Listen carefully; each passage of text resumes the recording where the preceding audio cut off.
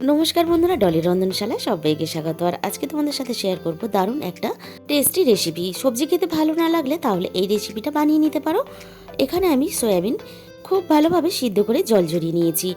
এবারে আমি জল ঝরানো সয়াবিনগুলো একটা মিক্সিং জারের মধ্যে অল্প অল্প করে দিয়ে আমি জল ছাড়া খুব ভালোভাবে একটা পেস্ট রেডি করে নিলাম। পেস্ট করা সয়াবিনটা এরকম একটা ছোট্ট থালার মধ্যে আমি নিয়ে নিলাম। এবারে একটা সিদ্ধ আলু খুব ভালোভাবে আমি গ্রেটার দিয়ে গ্রেট করে নেব, এতে যেন কোনো ডেলা না থাকে।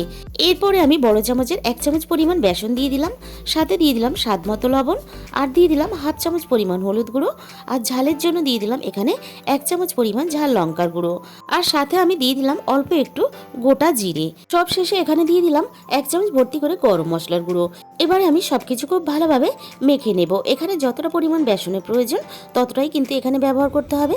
খুব ভালোভাবে মেখে নেওয়ার পরে আমি দেখো অল্প অল্প করে এখান থেকে নিয়ে এরকম করে লম্বা লম্বা একটু শেপ দিয়ে নেব, তাহলে দেখতে ভালো লাগবে। সবগুলো একইভাবে আমি প্রথমে রেডি করে নিলাম।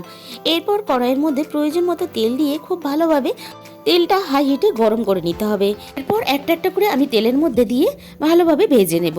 যারা সয়াবিন খেতে ভালোবাসো না, এবার এইভাবে রান্না করে খেয়ে দেখো, ভালো লাগবেই। আমি সমস্ত সয়াবিনগুলো এইভাবে উল্টে পাল্টে ভেজে রেডি করে নিলাম। প্রথম ব্যাচটা আমার রেডি হয়ে গেল। এবারে আমি বাকিগুলো একইভাবে ভেজে নেব।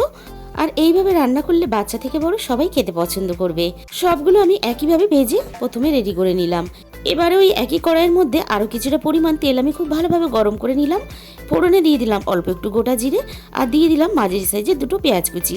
এই রান্নাতে কিন্তু পেঁয়াজের পরিমাণটা একটু বেশি দেবে, তাহলে খেতে ভালো লাগবে। এই রান্নাতে তেলের পরিমাণটা আমি একটু বেশি ব্যবহার করেছি, তোমরা চাইলে তোমাদের মতন করে তেল বাড়িয়ে বা কমিয়ে নিতে পারো। পেঁয়াজগুলো এখানে একটু গোল্ডেন ব্রাউন করে ভেজে নেওয়ার পরে দিয়ে দিলাম হাফ চামচ পরিমাণ আদা বাটা, দিয়ে দিলাম 1 চামচের বেশি রসুন বাটা। পেঁয়াজের সাথে আদা রসুনটা খুব ভালোভাবে ভেজে নেওয়ার পরে এখানে দিয়ে দিলাম 1 চামচ পরিমাণ হলুদ গুঁড়ো, 1 চামচের বেশি ঝাল লঙ্কার গুঁড়ো, আর দিয়ে দিলাম 1 চামচ পরিমাণ ধনে গুঁড়ো। সব শেষে এখানে দিয়ে দিলাম কালারের জন্য হাফ চামচের একটু বেশি কাশ্মীরি লঙ্কার গুঁড়ো। মশলাটা খুব ভালোভাবে কষিয়ে নেব। মশলাটা কষানোর পরে এখানে দিয়ে দিলাম বড় সাইজের একটা টমেটো কুচি, আর দিয়ে দিলাম সাথে স্বাদ মতো লবণ। মশলার সাথে টমেটোটাও আমি খুব ভালোভাবে নাড়াচাড়া করে কষিয়ে নেব। আর মশলার গ্রেভিটা দেখে বুঝতেই পারছো কতটা সুন্দরভাবে মশলাটা কষানো হয়েছে। এবারে আমি এখানে পরিমাণ মতো জল দিয়ে দিলাম। এই রান্নাতে একটু জলের পরিমাণটা বেশি লাগবে। ঝোলটা এখানে প্রথমে ফুটিয়ে খুব ভালোভাবে রেডি করে নেওয়ার পরে একে একে ভেজে রাখা সয়াবিনগুলো আমি ঝোলের মধ্যে দিয়ে দিলাম। মিনিট 5 মতন রান্না করলে কিন্তু এটা রেডি হয়ে যাবে। একে বেশি আমি কিন্তু আর রান্না করব না, ঝোলটা অনেকটাই ঘন হয়ে গেছে।